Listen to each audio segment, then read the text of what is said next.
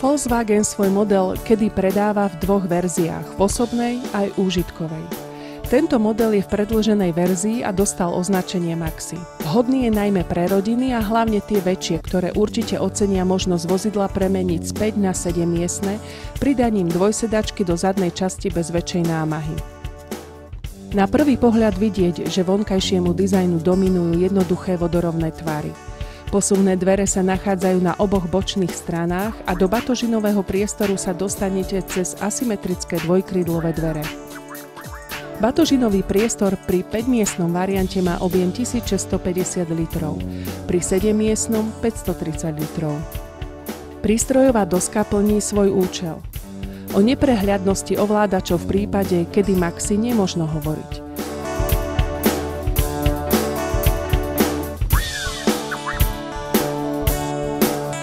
Vďaka výške vozidla vzniklo stropné odkladacie miesto nad hlavami predných cestujúcich. Výraznými pomocníkmi vodiča sú elektronickí asistenti.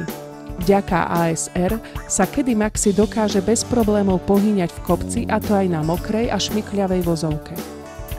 Asistencia ABS sa prejavuje pri náhlom brzdení pred prekážkou a pomáha úspešne zastaviť vozidlo.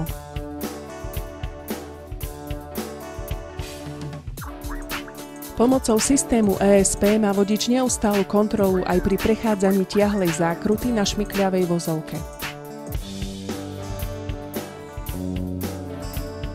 Pokiaľ vozidlo dostane šmyk, ESP sa aktivuje a za pomoci rýchlej reakcie vodiča dostáva vozidlo do pôvodného smeru.